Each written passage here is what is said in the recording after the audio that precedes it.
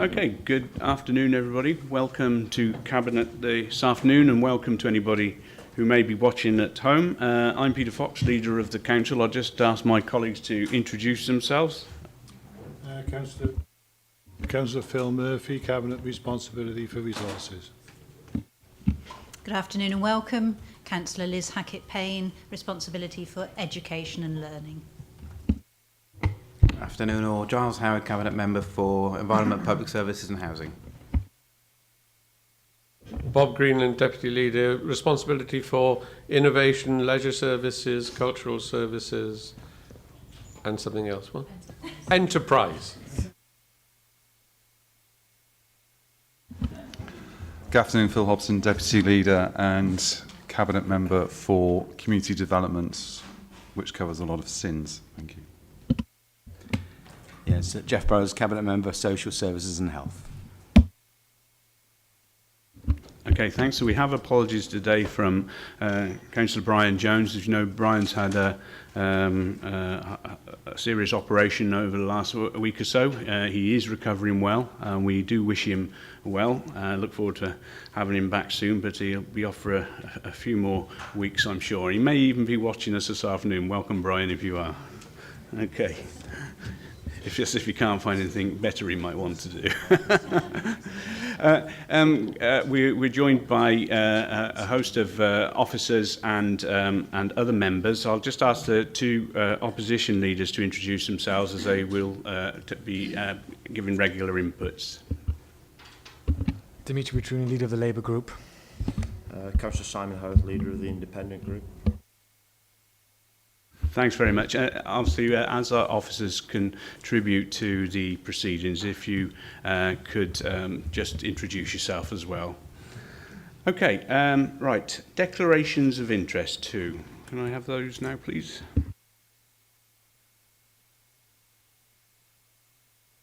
Yeah, Dimitri. On the Welsh Church Fund, a grant was given to Bulwark Community Centre. I'm on the board. Okay. If you can just fill the pro forma in accordingly as well. Any others? Yeah, Tony. Welsh Church Fund, I'm a member of the church. Likewise. Anybody? Anything else? No? Okay.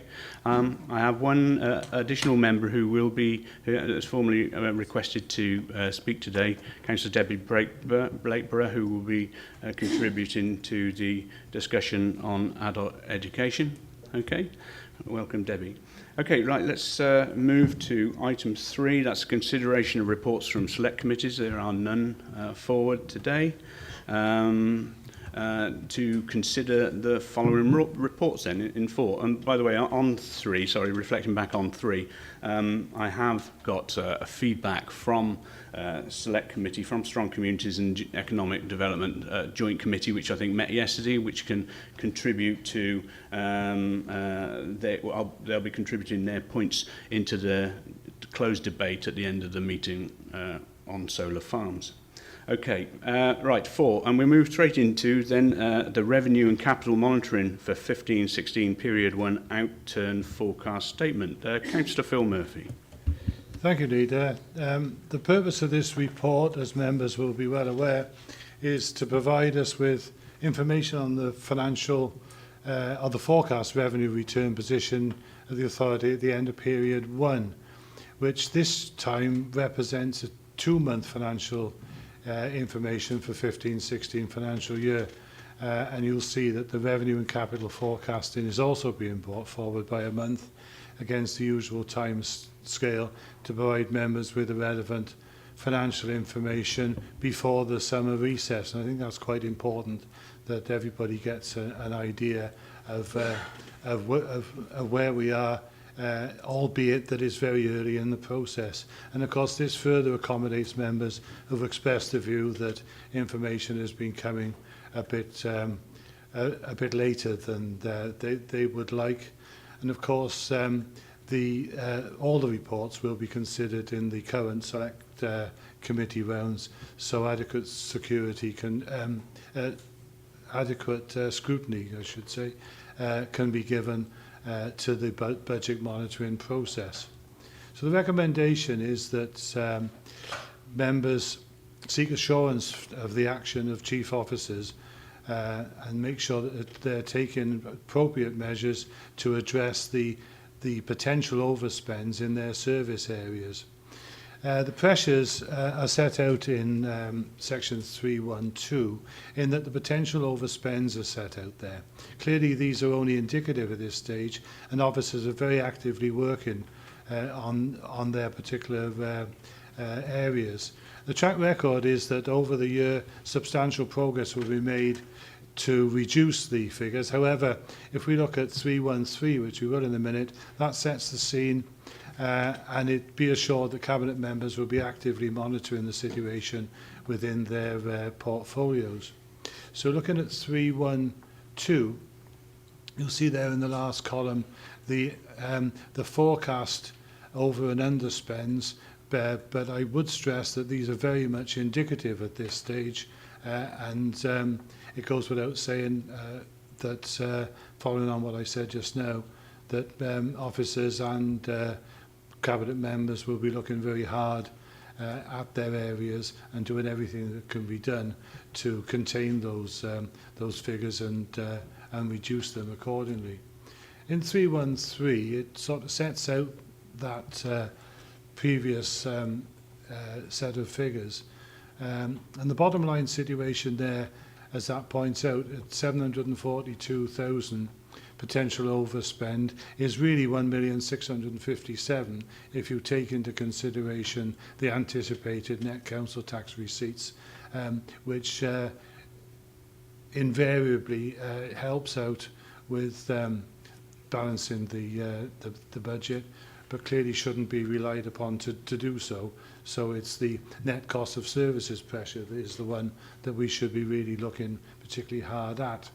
And the rest of the 3.1 items give various criteria there that is far too detailed to deal with here, but it makes it quite clear to members just what the situation is. If we go to 3.110, it's worth repeating this, that given the financial challenges that will continue to face the authority for the foreseeable future, chief officers continue to be tasked with ensuring that services live within the budgets and savings targets set for the current financial year.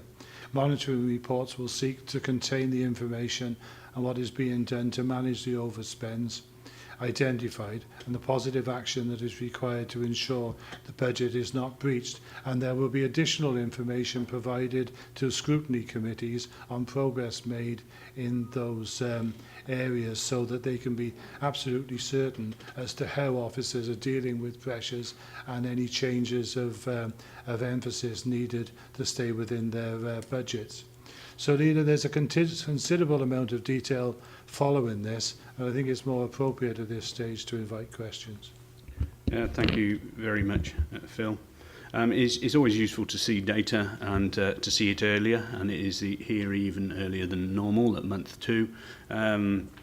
Not surprised that things aren't just balanced at this point, and very rarely are, but it's a really important signal for us to make sure that we are watching very closely, and officers are focused very closely on those trends, and if those trends escalate, that we have timely interventions to bring those back. So again, very, very helpful depth of budget analysis below this. I think that new system's working well. I think all members appreciate that system we've put in place. So colleagues, I'm going to open this up now. Anything? No? Just one. Yes. I realise that in previous years we haven't had a report as early as this on a month-to basis, but do we have any feeling about whether or not the pressure that we're under this year is greater than it would have been last year? I mean, it wouldn't be surprising if it is, because our challenges get more year on year. But how does it compare with the position at about this time last year? Could I invite Mark or Joy in to answer that?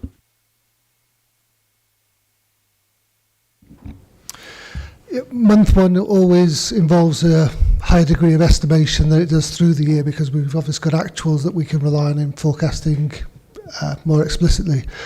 What I think I would signify at this early time of the year is that we still have a number of savings from last year that haven't been formalised in the fashion that we anticipated. You've got another year's worth of pressures to accommodate. You've got declining resources in RSG generally, and more pressure, less opportunity for services to absorb those pressures.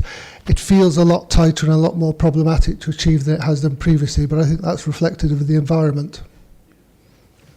Yeah, thank you for that, Mark. Joy, is there anything you'd like to add? Just in terms of last year's Q1 position, whilst Mark was talking, I was able to turn up the report. It was a very similar situation. We had about $250,000 still to find at that point in the year last year. Just one other thing I would just like to highlight in terms of the report. I think paragraphs 3.17 and 3.18 are quite key. Because when we were writing the report, we weren't able to implement into the figures the additional investment going into children's social care. So that's actually showing us an overspend, whereas Cabinet have actually made the decision to invest further resource and savings in resource investment into that area, and that's not reflected in the figures. When you do reflect that in the figures, the 700,000 comes down to 252,000. Yeah, thanks, Joy, for bringing that to our attention. That just balances things a little. Okay, anybody wish to add further here? No, Councillor Petruni? Yes, just a few clarifying questions, if I may. On page 11, it refers to PFI Mono Vale. I'm just wondering, how many PFIs is the council involved with? If it's presumably more than one, or is it just that one? Page 12, disabled children budget. Is that a long-term absenteeism, considering the use of agency staff? It's quite a considerable cost. On page 15, on the school transport for ALN, is that being dropped then? That policy of rationalising transport for ALN, given it seems to be indicating that it's unachievable. Page 20, on school balances. Am I right in saying that school balances are the lowest they have been for 5 years? I wonder if that could be confirmed. And on the youth service on page 23, mandate 14, are we confident youth service in this financial year will hit that £200,000 target? Thank you. Okay, thanks, Dimitri. I'm going to ask officers to work through those methodically. We haven't got a youth service member here. I know they're big with the recovery board today, so but I'm sure officers between them might be able to give some overview. Okay, who would like to kick off, Mark? Yeah, Mono Vale is the only significant PFI scheme that we have within the council. Could you just take me through your points step by step? Sure. Page 12, disabled children budget. The overspend seems to be about agency staff, the use of agency staff. I just wonder, is that a long-term absenteeism? My understanding is that's certainly the position since the start of the financial year, but I'm not that familiar with how long previous to that. I can find that out for you. Page 15, school transport ALN. Is that mandate not going ahead now, or are we continue to try and get that saving target? I think the mandated saving target are in the overall control targets that the council has set itself. If it's found to be impractical or unsustainable to deliver in that fashion, there's still a responsibility on the directors to identify equivalent savings elsewhere. So it's just being flashed up at this stage that actually, in terms of our progress, we haven't made the saving in the fashion that we've described as yet. Page 20.3.2.3. School balances, the lowest level for 5 years? I was predicting so, but actually the last quarter of last financial year, they actually came in with a surplus position overall and actually pushed those balances back up from 900,000 to 1.15 million. So it's higher than it was in 14-15. So it's not the lowest position for the last 5 years, but it certainly is a declining trend on 5 years ago. And on page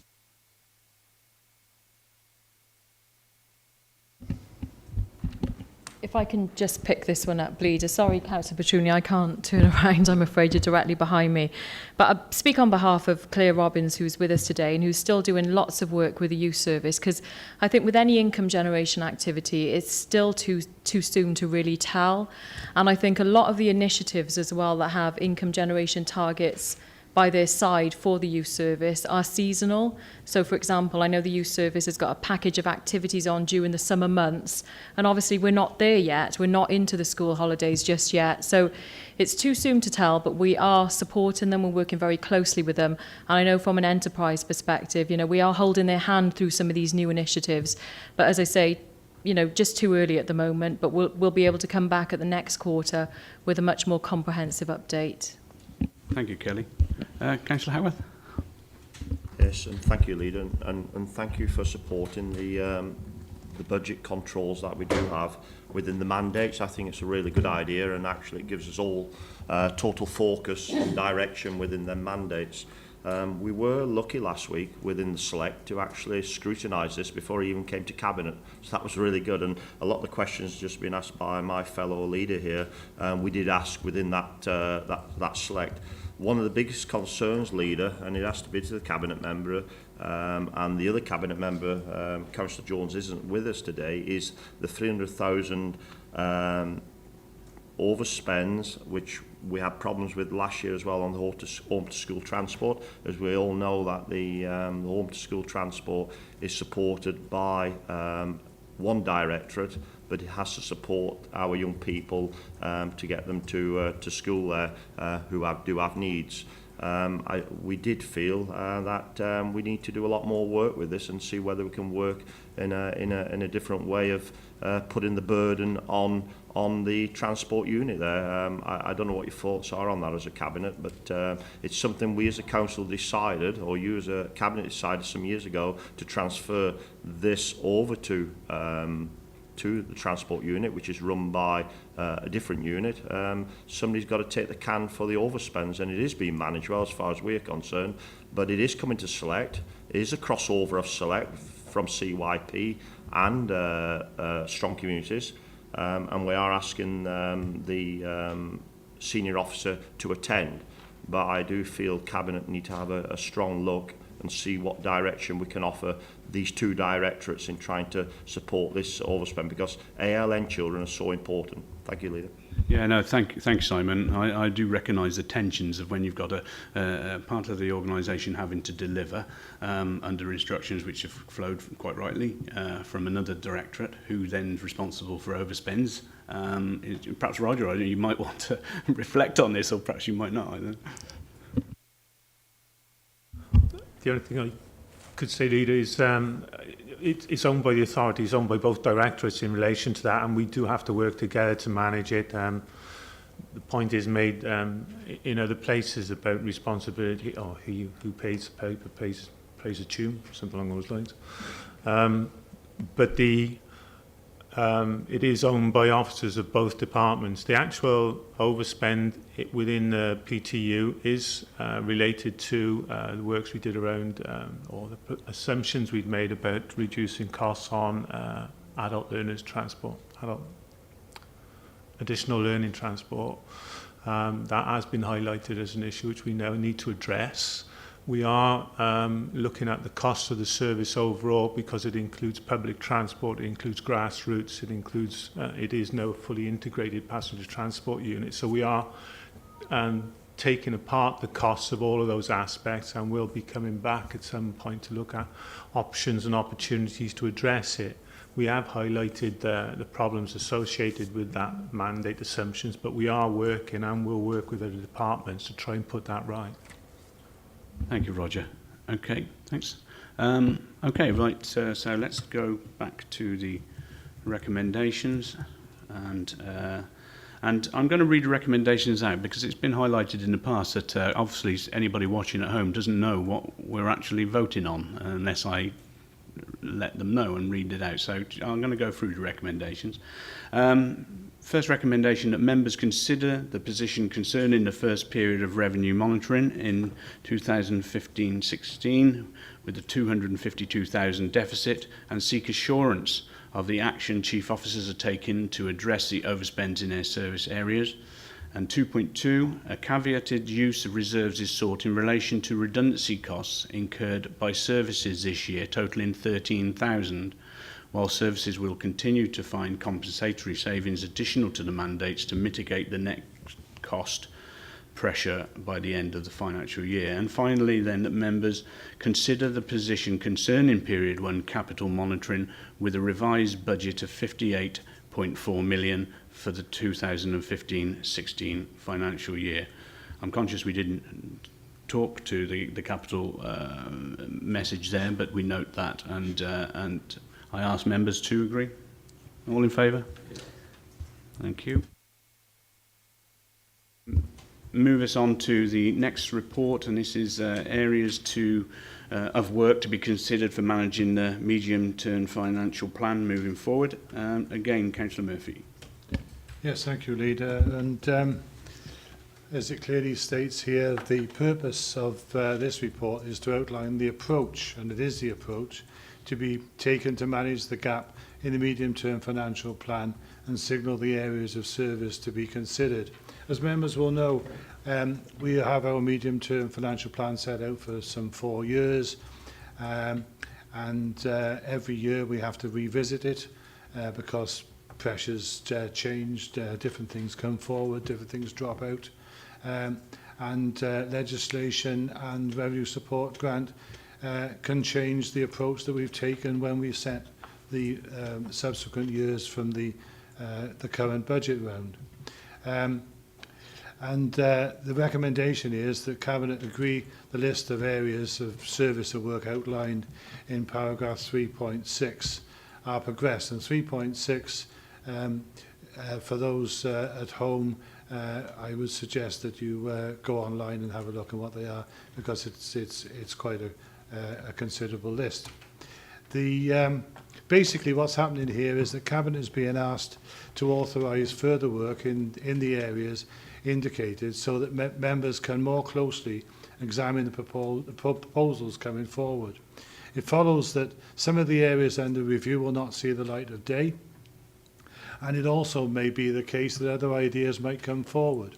I would urge all members to submit any thoughts or suggestions that they would like considered at this stage.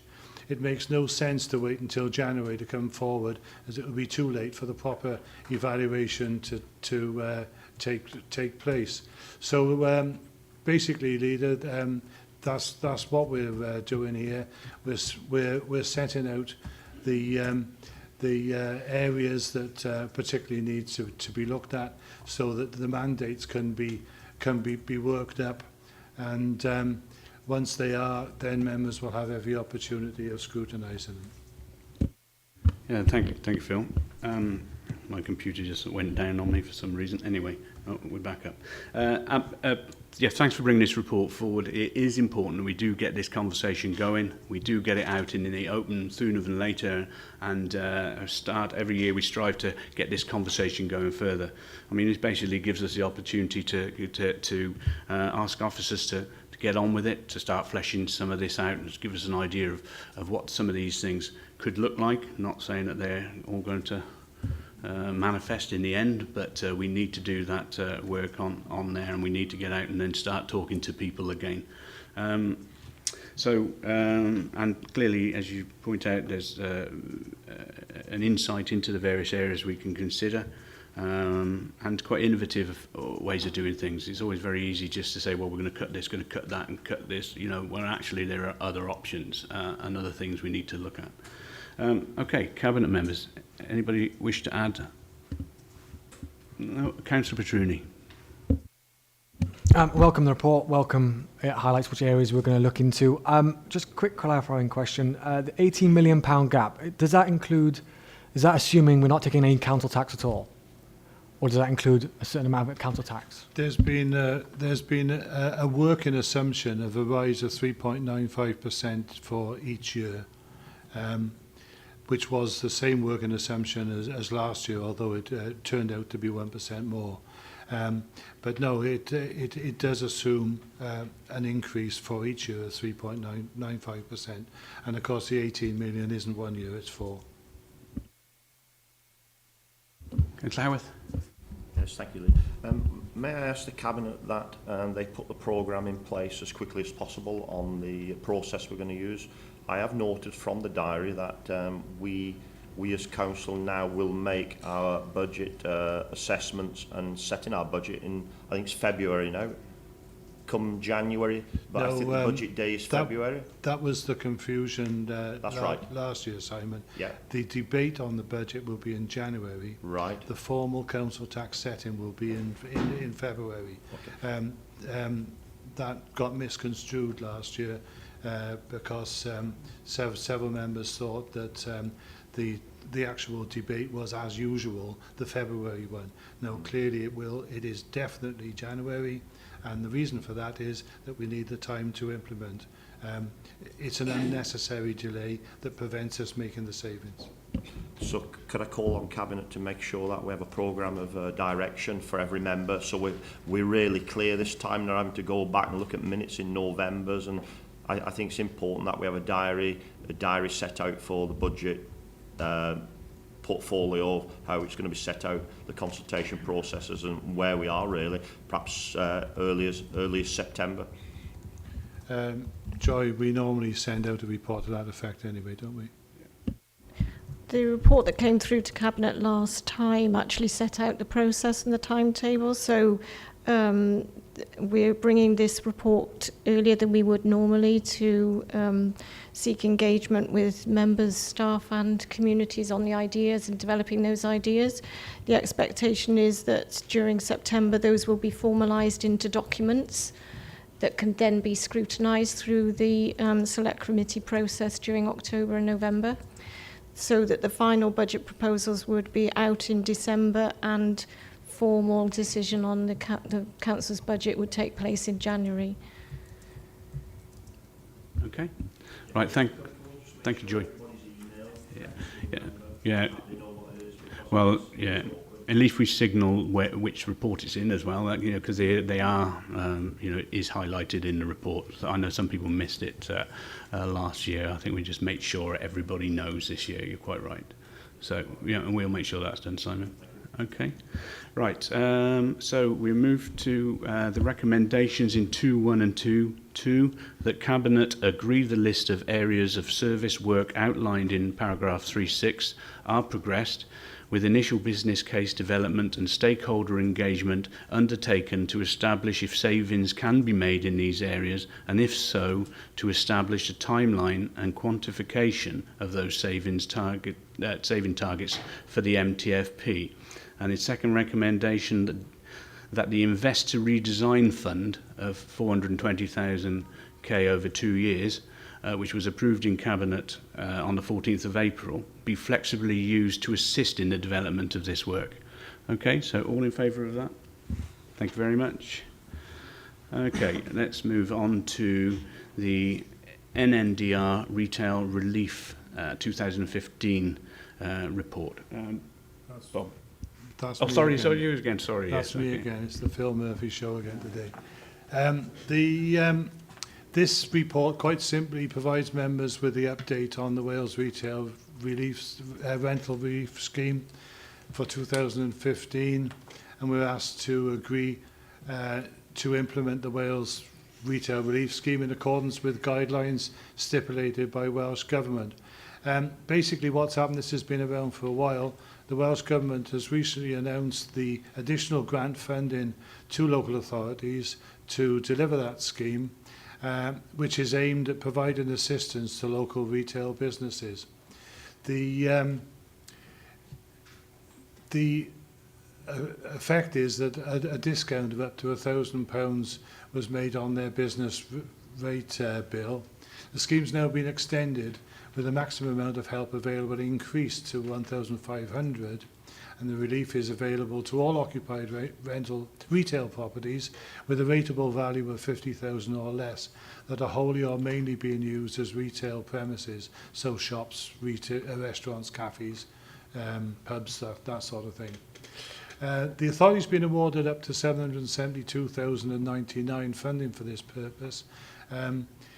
We estimate that we could be paying out somewhere in the region of 720,000, so it's well within the amount of funding available. We will be writing to all potential applicants to make them aware of their entitlement. They have to apply, we can't just give it, but we will be informing them that it's their right if they wish to apply for it.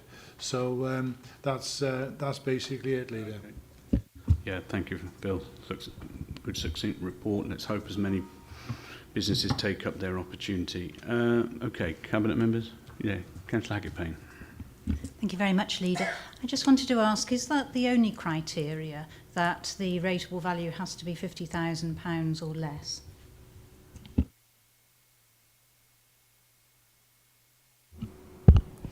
Ruth Donovan, Assistant Head of Finance for Revenues. Yes, essentially that is the only criteria, that the RV is on or below the 50,000. They may also have claimed other reliefs, and that they're sort of taken into account before the retail relief is then applied. Thank you, Ruth. Okay, anything else? No, Councillor Petruni. No, just wondering, welcoming the Welsh Government's help for small businesses in Monmouthshire. And I'm just looking at previous figures, approximately 80% applied for relief. Have we got plans to make that higher? Try and get it more 90% of small businesses in Monmouthshire? Well, as I said earlier, we'll write to them all, and we did before. It's up to them whether they apply. Okay, Councillor Howarth. I think that's a very good question, really, Phil. Yeah, the answer may be if they don't claim it, they don't get it. But out of the 555 that we estimate, and we're saying there's 80%, that's a very small number who don't apply. Surely it's in our interest to ask them why they don't apply, because there may be a reason behind that. And I think to actually follow up, just to make sure, have you received the letter, perhaps? Or is there a reason?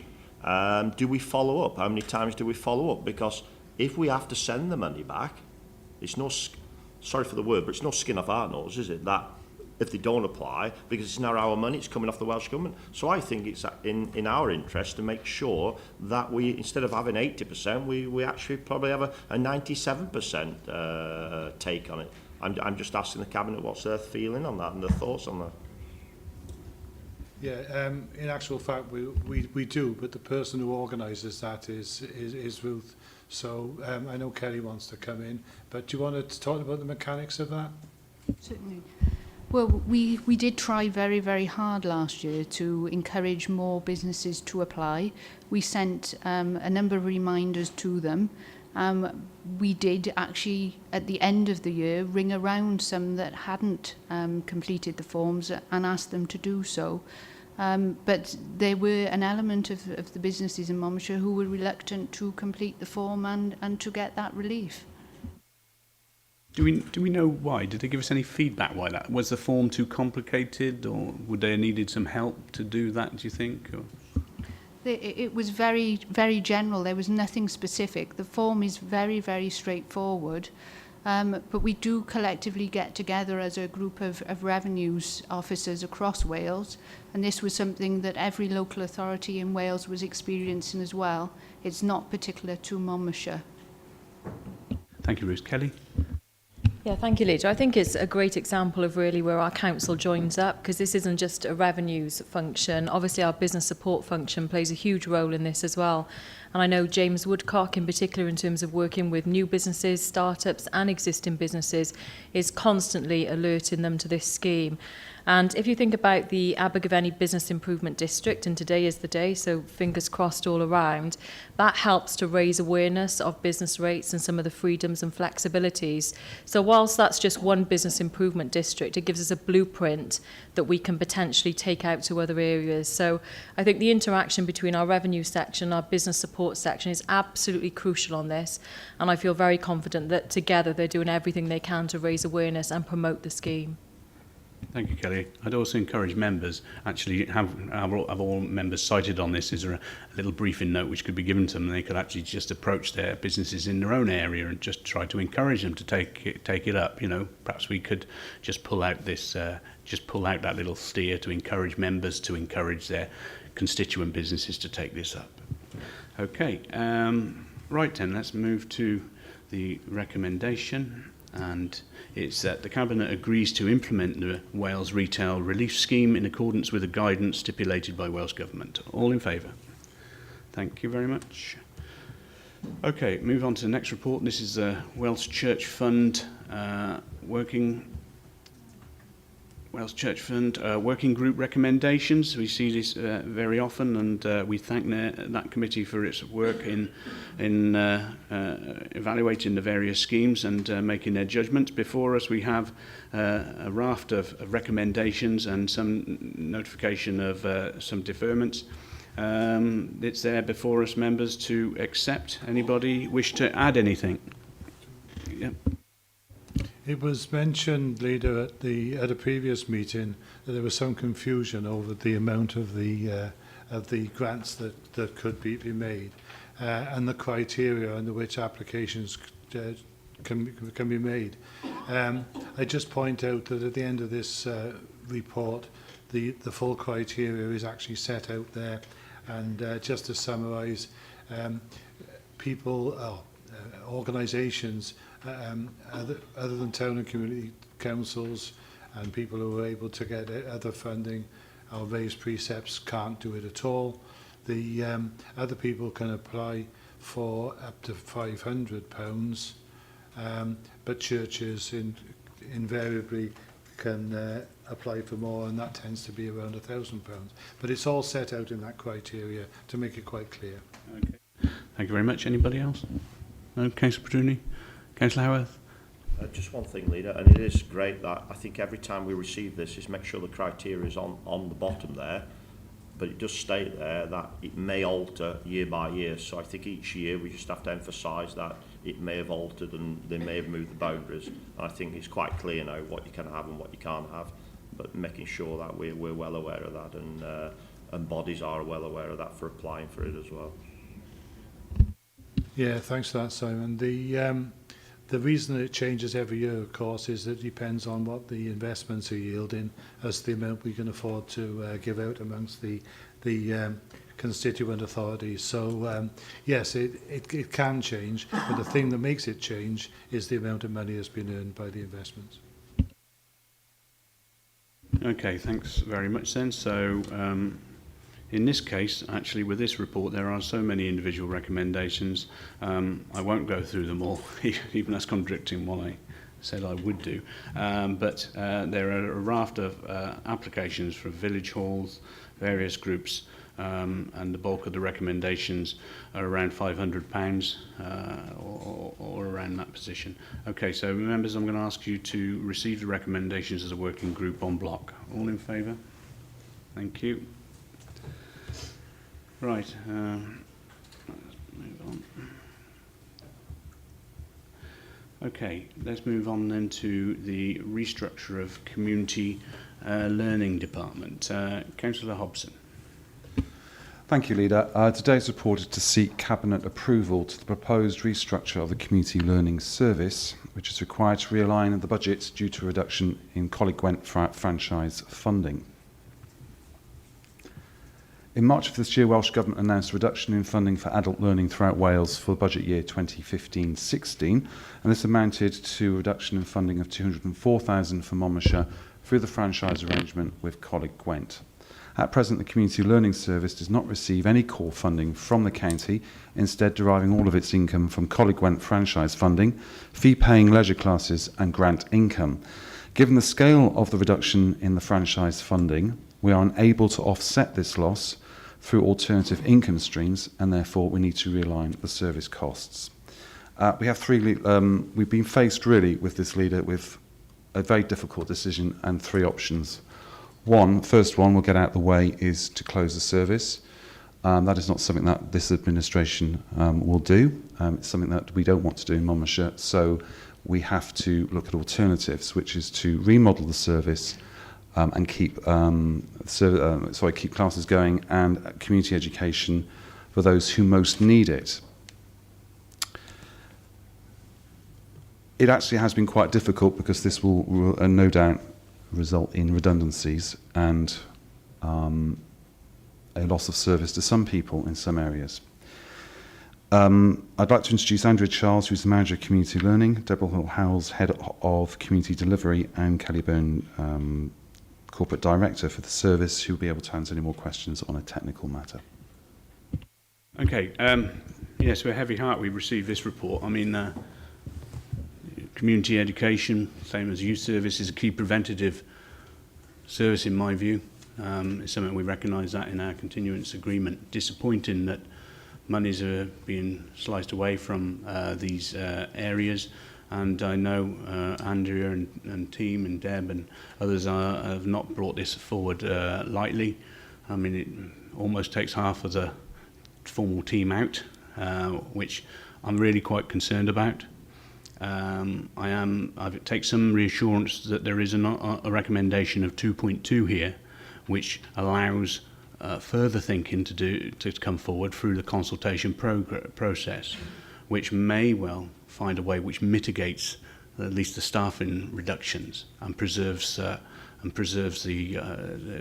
the opportunity for that service to come in line with its budget.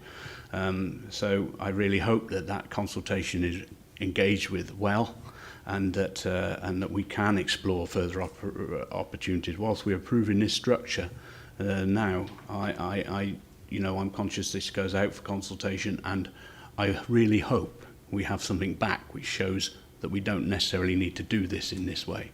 But as we have it before us at the moment for acceptance, and we haven't any other alternative, we have to accept it, I think. But like I say, I hope there's a further look at how we can maintain access here, how we can look at the service in different ways. And I'm sure that is happening, and I'm sure it's already happened massively. So I don't underestimate the pressure and angst that's gone on to get to this point. It's a fantastic service, always has been, and very much valued by all corners of our county. And many members of our community use this. And sometimes people might think it's a little, or practice service sometimes thinks it's a little bit of a Cinderella service, but it's really not. It's a really important service area for us. As I said, preventative, the well-being agenda is important. This opportunity for people to interact together, to take forward their pursuits and training and different things that they can do together is really important. We don't want to lose that opportunity. Colleagues, Liz, I know. Thank you very much, Leader, and I support everything that you say, and without that, knowing that consultation would take place and that hopefully something would come from that, I couldn't agree with what is in front of us today. But knowing that consultation is going ahead, because I know how hard community education have worked in the past. I sat in on the joint select committee where you were very well received with your far-reaching and far-thinking approach to community education, and that's where everybody supported you and said, this must continue. And we all know what wonderful works you do, and especially with the community gardens and all aspects of community education. So I do hope that you can come back after the consultation, and perhaps there will be some new proposals then. I'm going to bring Debbie in now before the rest of your cabinet. Sorry, Debbie, I could have brought you in earlier, and I'll bring you in, and we can also reflect on your position as well. Thanks, Chair. I do have a few questions here. Can I ask the questions and then maybe come back just with some thoughts really around the subject? I mean, I do realise that that you're having to deliver community education on a shoestring, and it is sad news. Welsh Government reducing the budget, particularly around the arts, which is very sad, arts and languages. We either have to charge for these courses or we lose the service. One area of the service I'm particularly interested in is the area around essential learning skills, your maths, your English, your IT skills and independent living skills. This is supported by Welsh Government funding. With the restructure as is, I'm a little concerned because redundancies are always hard to bear because it's a loss of livelihoods as much as anything else. But under the restructure, it just appears to be very buildings orientated. So all the money, the little money we have, we seem to be putting forward for receptionists and caretakers when actually we need frontline tutors really to deliver a service.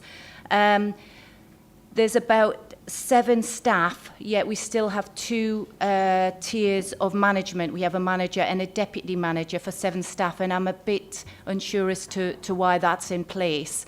And having that instead of a tutor, so it's going from 2 tutors to 1 tutor. I have some suggestions, but just around that, if I just could ask these questions. It's interesting, actually, Councillor Hackapane, you said that you do value the service and you're unable to agree with what is in front of you today, and I think that's what I'm picking up from Cabinet anyway, that you're still open for that. That's what I brought down as soon as you said it, but I might have misunderstood what you said. I thought that's what you did say. My questions are, first of all, why take on temporary tutors when there are plans to make a tutor redundant? From that, it just doesn't seem to make any sense strategically or financially. Under the new structure, as I said earlier, with a staff team of 7, with a mixture of part-time and full-time, why do we need that extra layer of management when I suspect we probably need to invest the money we have in frontline staff to deliver the service, particularly this service when we're looking at vulnerable and the hard-to-reach groups of people. What are the targets set by Welsh Government to deliver the Essential Skills programme? And under this restructure, how confident are you that you have the capacity to meet these targets and also to reach the hard-to-reach and the vulnerable and continue to create and develop strong links and working partnerships across Monmouthshire, because it's more than just coming in to deliver any training, but it's linking with other organisations and community groups right across Monmouthshire to refer on and to take referrals. Also, just in terms of looking at the bigger picture, how does the vision and strategy of community education link to Monmouthshire's strategies? And I'm particularly looking at the single integrated plan idea, leave no one behind, and also the digital county. Again, it's getting basic IT skills to those groups of people that we aren't normally in contact with, which means you do need some very experienced tutors, in-house tutors, not sessional workers, but people who are invested in Monmouthshire and fulfilling Monmouthshire's vision. Okay, Deb, can we deal with some of these questions, because there's a fair lot of them, and I suggest the suggestions you want to bring forward, I would ask you to contribute those to the consultation. Okay, so let's just try and answer these. I'm going to invite Deb and Kelly in, and obviously Andrea as well, or between you, see if you can start dealing with some of those. Thanks very much, Depil Howells, Head of Community Delivery. Lots of really valid points raised by there, and as everyone's already mentioned, community learning is an essential service. We really value it, but unfortunately we are in a very difficult position now where we don't have the funding to continue to continue the existing staff structure as we have now. We have looked at it, and what we've tried to do is propose a structure that will actually protect those courses and those users that currently enjoy those courses. We currently employ 30 temporary tutors. We will continue to do that as long as we have the franchise funding or we have the fee-paying courses and need to demonstrate that. In the structure that's proposed, we are proposing to reduce 2 full-time tutors down to 1, albeit in part of our consultation exercise, we met with all of our community learning colleagues yesterday, and that question was raised, and we've agreed to go back and look at that to see whether we could accommodate perhaps some of those teaching hours for the 2 full-timers going down to 1 as part of one of our temporary tutors arrangements. So we're actually looking at that now. In terms of layers of management, we currently have a community learning manager and 3 team leaders. We're actually looking to reduce that down to the community learning manager and 1 person supporting the community learning manager. We need someone who has strategic responsibility on an operational basis day to day, so we need to retain that post. Helpfully, yesterday, some of our colleagues have proposed that we look at a north and south split. We can do that, but ultimately we're still talking about 2 people, because whilst we are looking to reduce our permanent staff, we still have 30 tutors that we still need to manage. We also have to provide all those services, market them, and also look after the buildings that we currently occupy as part of that process. Do we believe we have the capacity to meet the targets? Absolutely we do. We're trying to safeguard the service for our basic skills users and for the users of the leisure classes. We currently already provide access to these services through our libraries and our hubs. We will market these facilities through our hubs as well, so we're trying to grow the audience, trying to broaden that audience, albeit we're going to be doing it with a reduced staffing base, so we'll have to look at alternative ways of doing that and evaluate as we go through the process. We're already working with community groups wherever we can. We can continue to do that, as I said, through all of the other avenues that we have available to us. We do believe it links with all the strategies. As I've just said, we already currently work with our library colleagues and deliver services through those facilities, and we will continue to broaden that. If I've missed anything, then I'm sure Angie will pick some of the technical detail up. Andrea, would you like to?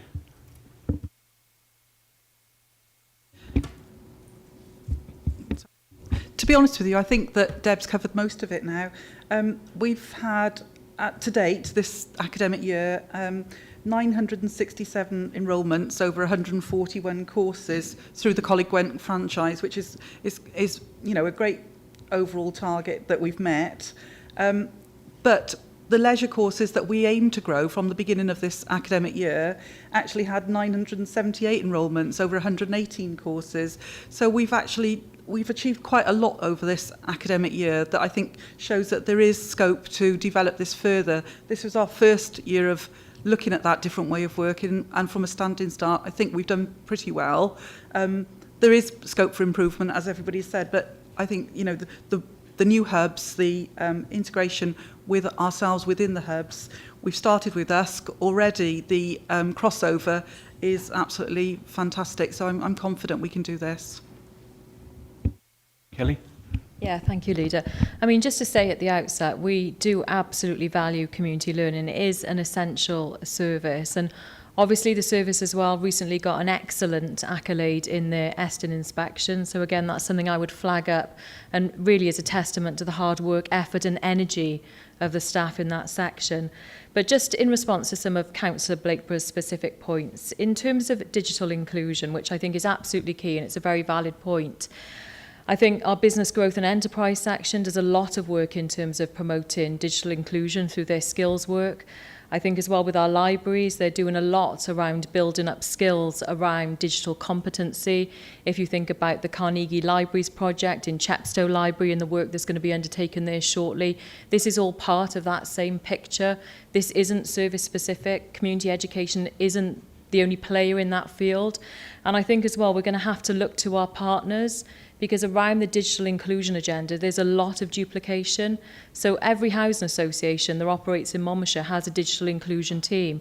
They have digital skills team. So the role of the new function, as I see it, is to leverage all of that and not to duplicate and replicate, but to join it up and actually increase and add value. The second point I think about managers, you know, why do we have 2 managers? I know Deb's covered that off. But, you know, rest assured, there are no managers in this organisation that just do managerial work, that don't roll their sleeves up and get their hands dirty.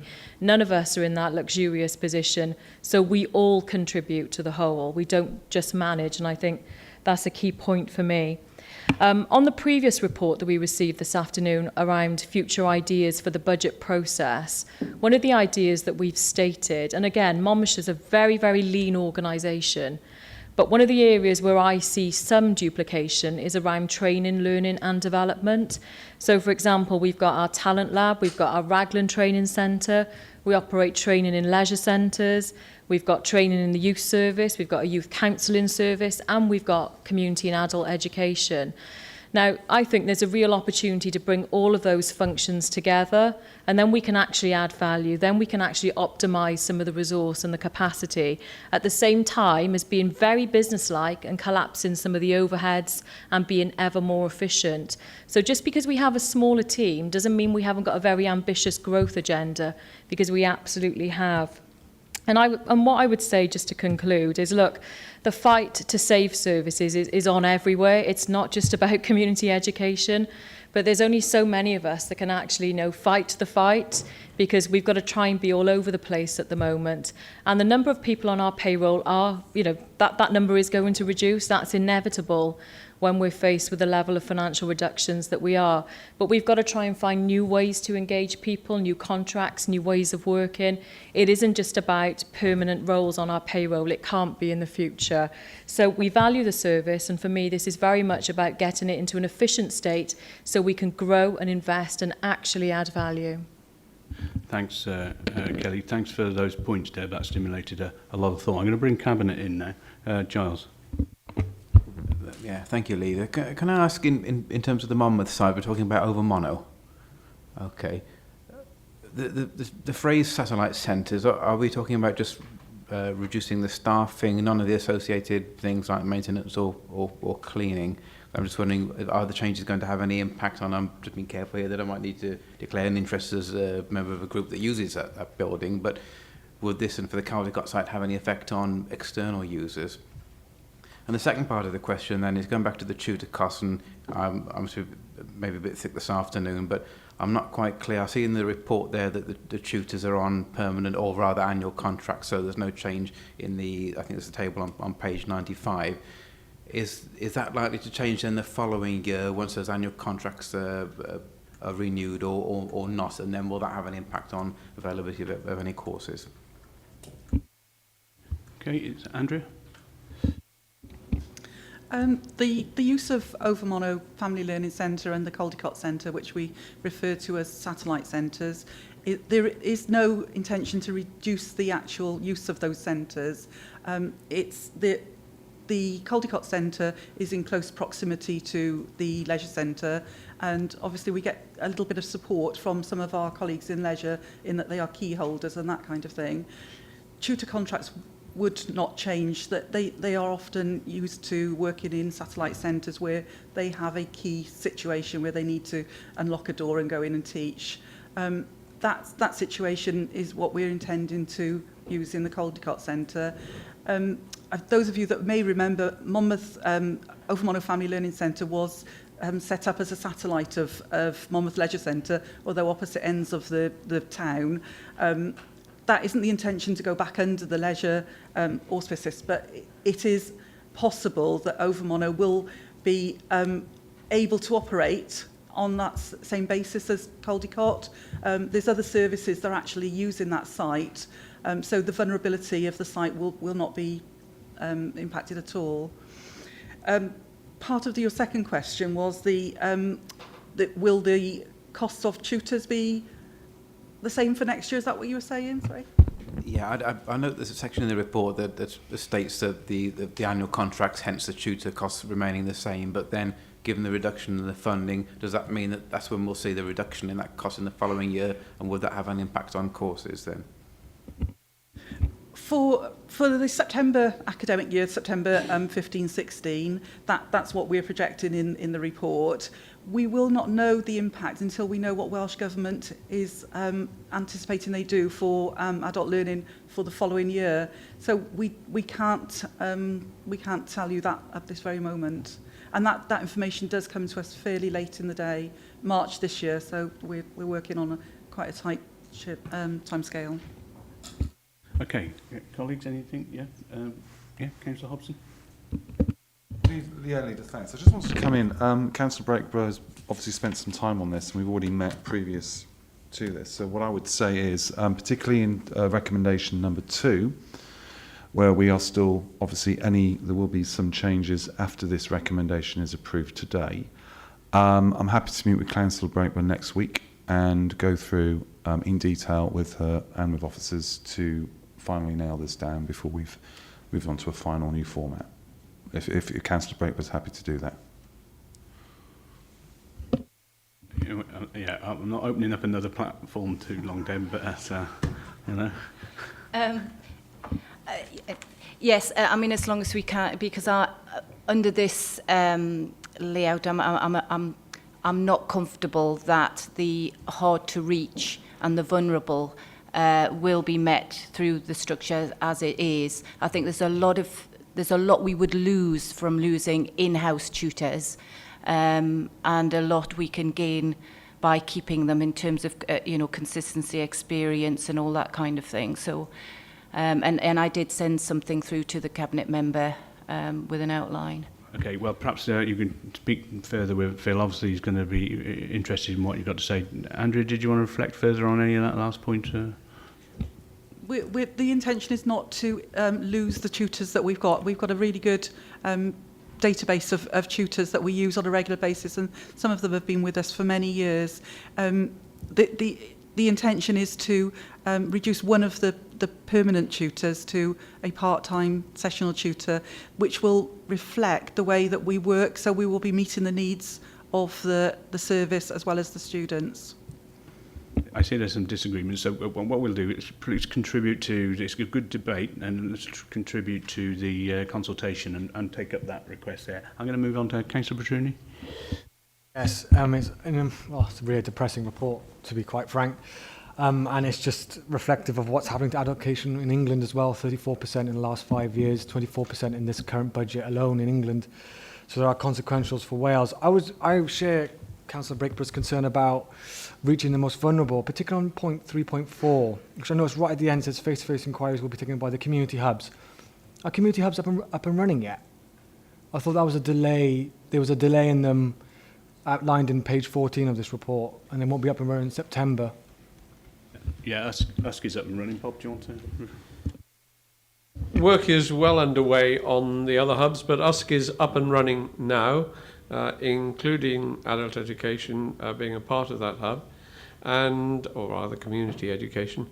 And work is well underway on working with communities in the other towns to make sure those hubs are up and running as soon as possible. We're not waiting for anything else, we're getting on with the job. Yeah, and just to reflect on consequentials, don't forget consequentials flow unhypothecated. So, Kelly? Thank you, Leader. I just wanted to make the link again with leveraging the activity of some of our partners like housing associations. And just last week, we had all of the 3 housing associations in this chamber in front of a joint meeting of Adult and Economy and Development Select Committee. And one of the biggest obstacles they set out that in terms of accessing the new universal credit, lots of their tenants, and don't forget there's often a co-location between vulnerability and housing association tenants. That's what they do, they house vulnerable people. And they recognise that they are going to need to invest, and they're doing so already, in skills development, so that tenants, residents can actually access benefits online, they can do their form filling online, they can look for work opportunities. So they gave us very strong assurances that they've invested heavily in some of this digital inclusion activity. I think the job for us really is to understand how we join this up, how we make it more powerful, how we add value through that route. Some of these things we just can't invest in directly any longer, but our partners are, and I think the big challenge is how do we really leverage that, and that challenge is on. Thanks, Kelly. I'm going to Simon now. Debbie, right? I think concerns are there, and they have been raised, and they've been raised for quite some time on funding from Coleg Gwent. The Welsh Government did cut the funding. As we all know, funding's been cut from Coleg Gwent for our younger people as well. There's massive courses going to be cut this next financial year for them, so there are real big concerns there. One of the questions I would like to ask is reference to the building side of this.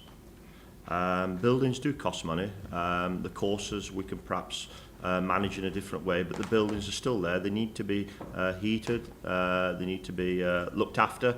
I noticed the caretaking and the cleaning. Has any negotiations or any dialogue been taken with the Monmouth one and the Caldecott one there about having them buildings run with a different structure there through another body, but to still offer some courses?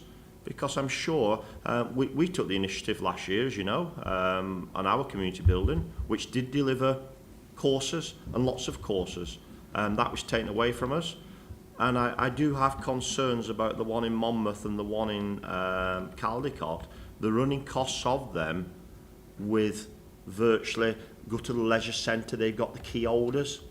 Actually, for me, that is not the way of doing it, and I just like that dialogue to take place with them areas to see whether we can deliver it some kind of education form in a different way. I think it's important for them two towns to actually have that dialogue with bodies to see whether we can still deliver from there. It doesn't sound too good looking at the report and the basis it is for Monmouth and Caldicot as satellites, because the buildings still need to be maintained, they still need to run. We make the decision, we close them or we keep them open. That's my view. Yeah, thanks, Simon. Any officers, do you want to pick up on that? Or, I mean, a key thing for me, could somebody just tell me what's the end date of consultation on this? 23rd of September. Oh, right, 23rd of September. Sorry? 30th of July. 23rd of July. 23rd of July. Yeah, so we haven't got too much longer then. Okay, right. So we do need to get those contributions in very quickly, and I know Phil, you'll be very receptive to what's been shared. Debbie, you're desperate to get in, aren't you? Well, this is the last time, I'm afraid. Okay. Thanks, Chair. Yeah, just picking up on some of the points Kelly made, because I think that's absolutely right. It's the working in partnership with communities and groups already out there, and it's fantastic, the work with the housing associations. And again, I think that's what I envisage, if you like, with tutors, because they're so involved in the community. The idea would be to reach the vulnerable. It's not them coming to us all the time in our buildings, but us going out to there. So in Richmond, what they do in Richmond, they have tutors who basically work with housing associations, 50 plus clubs or drug and alcohol services, and say to them, get 15 students together on your premises, we will then come out and deliver basic skills, maths, English, IT skills. So actually, it's the other organisations who are doing the work of collecting the students together and then work collaboratively with the tutor, and retention's higher that way, and then referring on to employment, voluntary work or education works much better. And all of that does fit within what Monmouthshire County Council is trying to do. Okay, thank you, David. Bob. I think if you ever wanted an example of how difficult some of these cuts are, then you can see it in this report and in the contribution that members throughout the Chamber have made to the debate this afternoon. I've had a little bit of dealings with this, watched the process going along. I know the amount of work and consideration that has gone into this, both by the head of service and by the service manager. And I am reluctantly of the opinion that this is the way that we have to go. However, as we heard in Deb Hill-House's first contribution to the debate, she is still listening. They are still listening to what might be improvements to these proposals. And we know that it's a very short period of time. The service, as it will be, has got to be up and running for September, so we have to have a very short period of consultation from here on. But the report, while it does recommend that we accept the proposals that we've got in front of us, importantly does say that we will go on continuing listening to any improvements in the proposals that might come either from the Adults Committee or indeed from anywhere else, including maybe discussions that Councillor Blakeburn might have with a Cabinet member.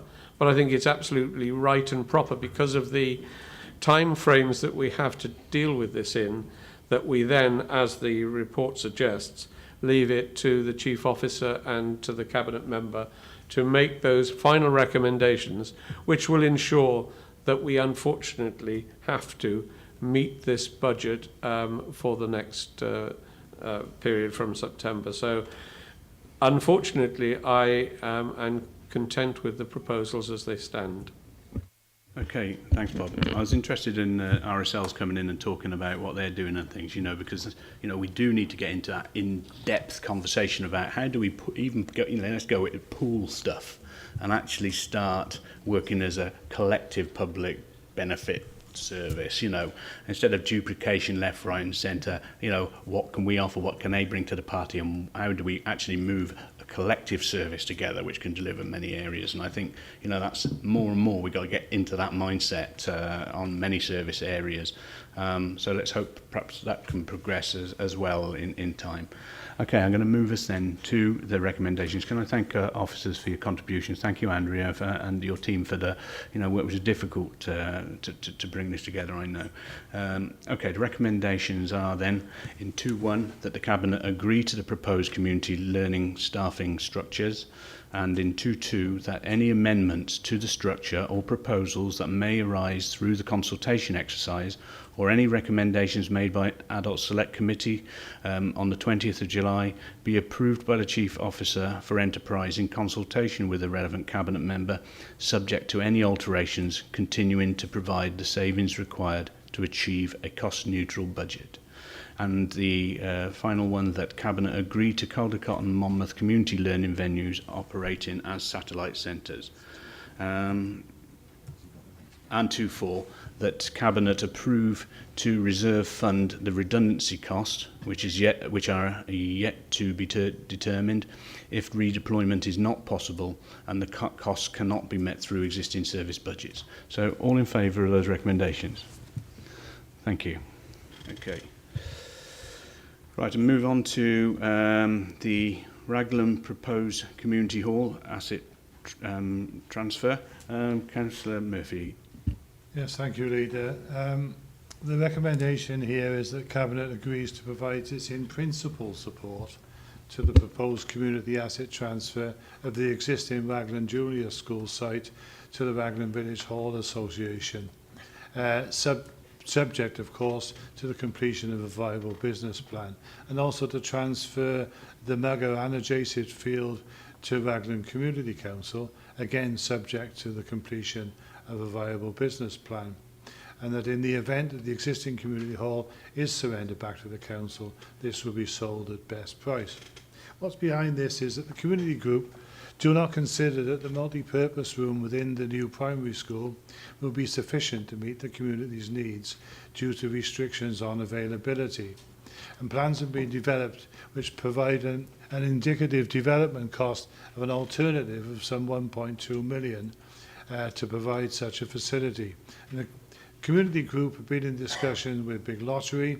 Discussions have been very positive, and a lottery officer has indeed been assigned to them to support them with a resubmission of their scheme, which will be in the region of £500,000. So the transfer of both assets would enable local ownership and control placed in the responsibility of developing, managing and maintaining the assets within the communities that use and value them. And it is completely in accord with the Council's vision to create sustainable and resilient communities and the Council community asset transfer policy. Members will be aware that that community groups can apply to the local authority if they wish to take on that asset, and various criteria apply according to the type of application. I would, however, suggest that this can't be open-ended, so I would like to suggest a further recommendation, and that a 2-year time limit frame is applied to this project. Thank you, Leader. Okay, thank you, Phil, and thank you for that last recommendation. Makes a lot of sense. It gives everybody some focus, and we wish them well with their bid. I'm disappointed that the facilities that we have built in the new school aren't necessarily sufficient to accommodate all of the community's needs. Obviously, they are there and they are fantastic. It's a fantastic provision. However, we wish them well in their quest, but I support that additional recommendation. Colleagues? No? Oh, okay. Yeah, Giles. Yes, Leader. I think it's a process that we've undertaken before. Simon reflected, something we've done in Gilwyn with the C&C, which was so far worked well. We've done it with Park Street, and I understand part of the concern about access to the facilities during the day, because I know a number of years ago, and Simon will be aware of this as well, we're looking at locally at allotment provision, and there was some funding available for community allotments within schools, but again you've got the access issue and the need to safeguard pupils within those buildings. So yeah, the 2 and 2 don't always add together to make 4, so I support this, and I'm sure they'll make it a success. Okay. Thank you. Anybody else? No? Councillor Petruni? No? Councillor Howarth? Yes, Leader. I'd just like to ask a question there. I know we do support our communities, and I feel sometimes that we don't support them enough, but we do try our best. The one thing which comes to mind to me is a project down in Mega there, and I think the 2 years, I think the stipulation that we have for the 2 years, they are applying for lottery funding of £500,000, but once that funding has been successful or non-successful, have we got a time limit on when that decision will be made? Because I wouldn't like to run down the lines of what happened in one other area within Monmouthshire where we had problems because they didn't get the funding and we're expecting to get the funding. Have we any time scales on that? 2 years? Are we talking it may be another 12 months they may have decisions? Because if the decision isn't possibly or what they want, I think we need to rethink about our direction then, because they're going to rely on that funding, and that's my only concern I have is funding is paramount to delivering of this programme that they have.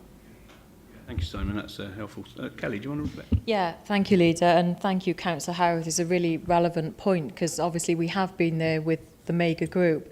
But I think the difference in this case is that putting a 2-year window on it would absolutely be in accordance with the time frame that the Big Lottery has applied already. And I think the thinking is that over the next 6 months we should get a strong and positive indication as to whether this is a goer or not. And I think the other distinction with the Mega Group is that already we've got very positive signals from the Big Lottery. That wasn't the case at this stage with the other project that Councillor Howarth referred to. Thank you, Kelly. Okay, is there anybody else wish to? No? Okay, let's move back to the recommendations. First one, that Cabinet agree to provide its in-principle support to the proposed community asset transfer of existing Raglan Junior School site to an RV, what does that stand for again? Raglan Village Hall Association, that's right. As illustrated in green in the plan on Appendix 1, subject to the completion of a viable business plan, planning consent, proof of funding to develop the consented scheme, and the surrender of the current community hall, the old school building, those of you who know that, lovely old building there, at the point that the new hall is available. And that Cabinet agrees to the transfer of the Mugger and adjacent field, which is identified in red in the appendix, to Raglan Community Council, subject to completion of a viable business plan also. And that in the event that the existing community hall is surrendered back to the council, this will be sold at best price. And finally, any or all other decisions regarding these proposals be delegated to the Cabinet Member for Resources in consultation with the Chief Officer Enterprise. And the additional recommendation of a 2-year, how you want to word this, I'm not 100% sure, but a 2-year window, time frame, 2-year time frame allowed for this the progression of this proposal. Okay? So, all in favour of that? Thank you. Okay, let's move on to schools ICT business case, outline business case, and Councillor Greenman. Thank you, Leader. I think it's absolutely essential, and I'm sure we'd all agree with this, that the digital infrastructure for schools is sufficient not just for the current needs, but for the advancements in digital learning going forward. And I think, again, we would all agree that that is not as it is at the moment. most schools are served by the public broadband aggregation scheme, or PBSA, or whatever it is, and they in principle should be delivering 10 megabytes of service to each primary school and 100 to each secondary school. 10 megabytes is not sufficient, even at the moment, for most of our primary schools. They really need to be much higher than that. And so what we are proposing is that we have a scheme brought forward, and this is what the report is about, that will first of all ensure that our schools are brought up to this higher bandwidth, and that through that we can then bring about further improvements to the infrastructure in those schools. The report does outline what is proposed. Not only will we be providing this, this better connection, but also it will give the ability for schools to connect to the servers that we have in SRS Blenavon. Lots of schools have old servers which could break down at any time, and many of them would struggle to find a competitive and affordable method of bringing forward an improved scheme. And if they did fail, they would most likely lose some very important data. So bringing all the schools into this scheme will give them a high degree of assurance that they will be able to provide the digital learning that they need for the future. So the report really is asking us, first of all, to approve the scheme. Secondly, it is asking us to approve the funding of the scheme. In total, we're talking about a total cost of almost £886,000, and I won't go through the bullet points in 2.2, no doubt the leader will at the end, but those are specifying how we are going to meet that budget. It's essential that all schools buy into this and that we take them forward together on this platform. And I would just leave it at that, I think, and ask for comments from members, and I would ask for your support for the report. Thank you, Bob. Councillor Hackett-Payne.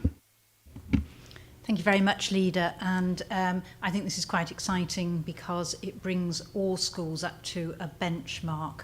And we've wanted this for a very long time, so that any child within the county will be able to access ICT.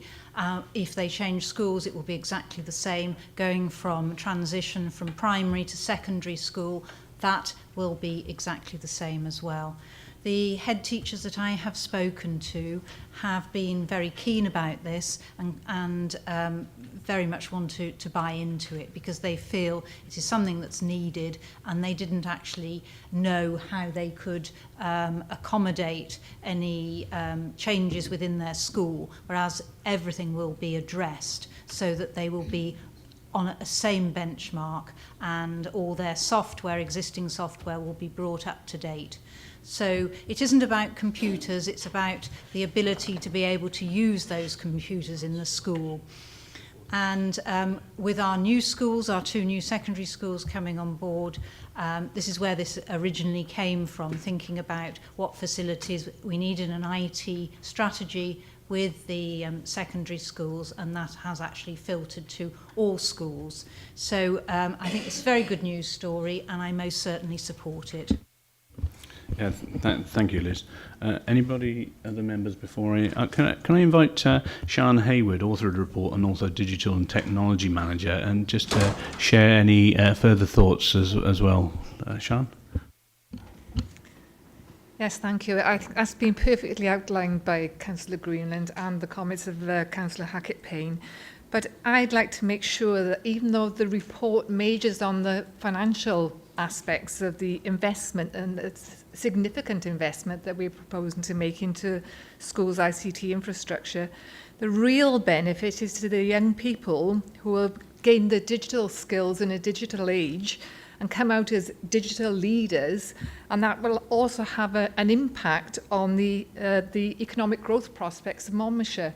So it's absolutely critical that we get all these little bits of wires and kit that they're using at the moment up to that consistent standard, because some of the standards of the equipment that they're using at the moment is Windows XP and bits of computer equipment which is more than 10 years old, which is going to die, and they're going to lose a significant amount of information and data if that happens, as well as the fact that the the children come up through the primary sector and not enter in the secondary schools with the same level of digital skills and knowledge as each other. That's a significant disadvantage to those young people. So I just wanted to major on that point rather than the investment itself or the actual bits of kit and equipment that these schools are going to be using. Is absolutely essential to our economic future, our economic digital future, for this to be addressed now. Thank you, Sian. I agree with every word you said then. Okay, Cabinet members, anybody else want to add? Councillor Petruni? Well, it's heartwarming to realise the present Cabinet believe in centralising and borrowing money to invest in young people, an argument we've been saying for years. But at the risk of sounding like a Liberal Democrat, without devolving power down, and we've got this new cluster model, is it wise that why we haven't thought about the clusters doing it themselves and tailoring it to their specific areas rather than an SRS model? Have we considered that? We might have discounted it for right reasons. Just wondering if we've considered it, given that we are moving quite fast to a cluster model about sharing resources, about sharing staff. And I just thought that would sort of make sense, given that we're going down that agenda anyway. And in relation to SRS, what tendering process have we gone through? Is there not a sort of conflict of interest, given that Monmouthshire County Council's involvement in SRS is it a company, as I understand, or a public? Well, okay, I'm being told no. But is there an interest for Monmouthshire County Council and then SRS securing this work? I'll bring Kelly in a second. Also, recognising that, don't forget, some schools have been actively maintaining their kit through their own private providers through LMS, but some haven't, and through perhaps they just felt at that time they couldn't do that, and some of these standards, we've got an inconsistency across our school base. I think what this does is actually put the consistency, and it puts the child, young person, first, gives them all the same opportunity. I think that's fundamental. The SRS, Kelly, you'll pick up that. Yeah, thank you, Leader. Obviously, there's an issue about economies of scale and efficiencies in terms of migrating to an SRS hosting model, which Sian will go into in further detail. But on the procurement point, SRS is simply a shared service. It's a shared service collaborative model. It's not a separate company. It's not a separate entity. We are the owners, founders and operators of SRS, so there is no interest there, legal, statutory or otherwise. There's another element, perhaps you just need to clarify the other element of SRS. There is a company called SRS Business Solutions, and that is a trading company that is set up to bring further income into the two organisations that are in that. That's Monmouthshire County Council and Torvine. But that is not what we're talking about here. We're talking about SRS Public, which is a joint commissioned service between Monmouthshire, Torvine and the police. Oh, sorry, Phil. Yeah. I just pick up on the point of the cluster model. Yes, absolutely, we're doing an awful lot in clusters, but one of the disadvantages in this case of going for individual clusters organising things is that they could have disparate arrangements, and the whole idea of this is to have it in one place. We get the efficiencies, we get the maintenance staff on board, so everybody understands it, and we get a consistency across the whole authority rather than piecemeal, which we've got now. Cluster would just be a fancy, even more piecemeal. Okay, Councillor Howarth. Yeah, just a couple of questions, Leader, to Cabinet. Council T's Economic Development Select Committee, this came before CYP, didn't it also? Yeah, it does. Okay, so they're not on the consultees here. That's fine. Okay, I'm just reading the one page there. Yeah, my apologies. Okay, I wasn't available for that meeting, but what I found from the discussions revolving around that meeting is there'll be an SLA for schools to sign into to take this on board. That is correct, isn't it? And that was a considerable amount of money for them schools with budgets as they are. School governors and head teachers, they're the ones which will have to discuss whether they come from where they are now with the SLA with other companies they have. They may be tied in. What is the position on some of the schools which aren't with us at the moment? Because my school is one of them, and it is one of the top schools, and it's been performing well. And the system that we're going to ask them to sign into within SLA, is it the best system? Because I'm led to believe it's not at the top of what it should be. The Windows program is far advanced to more than what they are going to be given. That is the feedback I'm having. I'd just like Sean to comment on them because that came out within the meeting. Are they going to be having the best? We want the best, but are they going to have the best? And within SLA, you're quite right, is if they're going to pay for that, we need to make sure that they're having value for money. There are reasons why some of the schools didn't sign in, and them reasons are very public as reference to why. I want to make sure that schools, the governing bodies of them schools, are very confident if they do sign in, they're having the best for their monies that they will have to pay for this service. Yes, Leader, if I could just come in on the business of the SLA.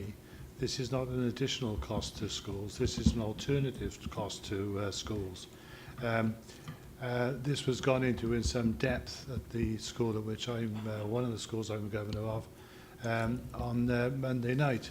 And the head warmly embraced this idea. She'd actually worked out that all it will do is be more consistent and will actually only replace what she's paying out already. So this isn't an additional cost necessarily to schools. That will depend on what schools are buying what. But I think you'll find that most schools will be quite happy to do this because it simplifies their administration and actually doesn't cost them any more money. Yeah, and I hear what you're saying too, Simon, because there are a handful of schools who operate their own functions and are very happy with it. And I mean, they are autonomous bodies. They don't have to take that SLA if they don't want to, you know. But it seems that lots of people are seeing the benefit of it. So I'm going to bring Sian in on that. Yeah, I'd like to come in on this one, please, because the actual SLA that the schools have been asked to sign up with the SRS includes significantly more than they're currently getting from their current providers. That's for the schools with external providers. It includes the cost of the public sector broadband lines. It includes the cost of OVS licenses. It includes the cost of having a single platform of connectivity across all schools, and the security devices and the servers that are currently placed in the schools themselves. So all of those costs are included in the future SLA. And I take on board your point that some of the schools have actually gone to external providers because the current provision from the SRS is significantly underfunded and they aren't able, under the current model, to provide the level of service that they would like to provide. The new SLA and the requirement for all schools to sign up to that SLA is to make sure that it's economically viable after the significant upfront investment to maintain and support that upfront investment ongoing into the future. If that upfront investment in infrastructure isn't maintained and supported by back office engineers in the engine house and the SRS, then it will start to die. It will start to become uneconomical to sustain. And schools then will have to pay to replace their own servers in the schools at a significant cost. So there is more in the new SLA than has ever been in the old SLA, and there is much more for schools that currently don't take advantage of the SRS sort of involvement. We have consulted heavily with governors. I've been along to the Governors' Conference, the meeting that they hold once a quarter.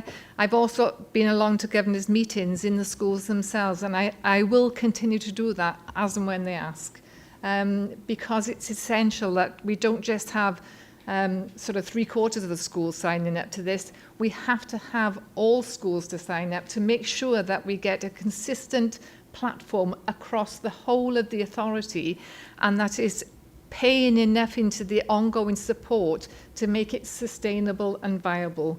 We can't afford to have even one school which is not part of this arrangement. If that happens, then it makes the upfront investment a waste of time and money.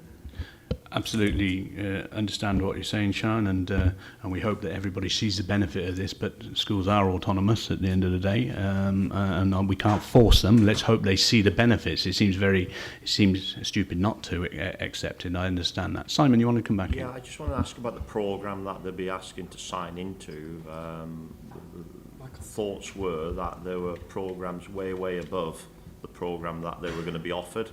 Is that the case? And if it is the case, why aren't they having the top programmes as reference to what other authorities have been offered or offering to their schools, which should be compatible to having the best and not the middle range? Is that correct?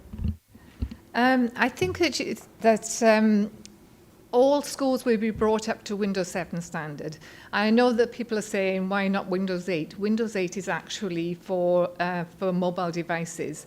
And of course, if you buy mobile devices, such as whatever mobile devices you want to buy, it could be an iPad, which doesn't work on Windows 8 anyway. And no amount of, if you've got everybody on the same standard and you've got a system that actually works, no amount of sprinkling of magic digital dust is going to make those people work any better with a state-of-the-art machine than if they've got an actual consistent standard of Windows 7. You can work, everybody in our business here works with Windows 7. That's perfectly okay for people to work with. You could have state-of-the-art equipment. It wouldn't make it any better. It wouldn't make the service any better. And that's what we are proposing in the initial investment, is to bring all equipment up to Windows 7 standard, or if it's not and we can't bring it up to that standard, then we will replace it. And we've done an audit of schools' equipment as it currently stands, where schools have made a significant investment in their ICT equipment, and they have already got up to that standard.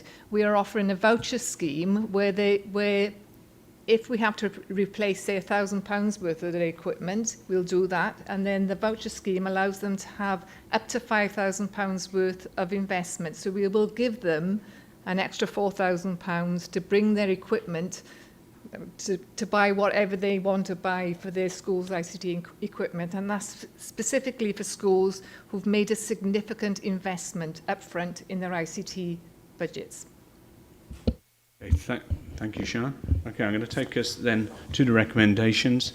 As Bob said, I will read these out. That Cabinet receive this report on outline business case that Cabinet recommends to Council. Obviously, this is moving to Council. Is it on the July the 30th meeting? Right, okay. A, that option 3 of the attached report is adopted, and B, that the Council fund a proposed investment of £885,775 via £50,000 of funding released through a reduction in the County Farms capital maintenance budget, 80,000 of authority funding being released from the 21st Century Schools programme and specifically from the Raglan Primary School scheme, a 250,000 contribution from the ICT Transformation Reserve, and the remaining balance of £505,775 being funded through prudential borrowing, and the ongoing revenue impact of £46,700 being incorporated into the medium-term financial plan. All in favour of those recommendations? Thank you very much. Thank you, Sian.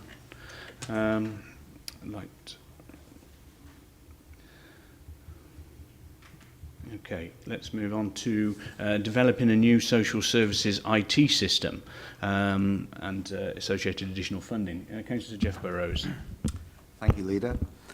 12 months ago, I had the opportunity to come to Cabinet to discuss with everyone the opportunity to actually develop away from the IT system that we were running at the time, that of Swift, which is actually a nationally used product, and like everyone knows when they work with IT, if you buy stuff off the shelf, you'll find that a certain amount of it works for you, and there's probably an awful lot that you never actually even look at because it's not designed for you. Alongside that, the use of Swift within Monmouthshire County Council Social Services involves a licence cost of £130,000 a year. So we're paying an awful lot of money for something that just about works okay. So this investment of actually building a bespoke system that was going to be built by Monmouthshire for Monmouthshire was going to allow us, using open source technology, to actually design something that was completely compatible with our own individual needs. Now, moving on from that, that is now pretty much in place. It is now running. It is starting in Monmouth. I spoke to Head of Adult Services today to get some initial feedback, and the feedback from the staff that are using it, to quote her, she says, they adore it. We've actually got a system that is running, is working well, and actually suits our needs perfectly. What we've found out, according to the feedback, is that we've actually got ourselves a little gem of some IT here, because clearly what we've got, other people can use as well. The project that's actually going to be taking Swift on to the next level, the parallel development of that other product that we used to use, is looking to probably be ready around about 2019. If then. So there are other people who are waiting with this rather Stone Age type software, and they could probably be waiting forever. There is actually, the Welsh Government are promoting, looking for opportunities for the other authorities on what to use. So there's very much a top-down approach to this in use of Swift, but quietly Monmouthshire actually nailed it as far as we're concerned, and we're actually showing this to people, and there's a great deal of interest already. Northgate, who actually are a massive supplier of software for benefits, the DWP, want to buy it from us. So what we've got straight away is something that is now available to others that we can actually sell.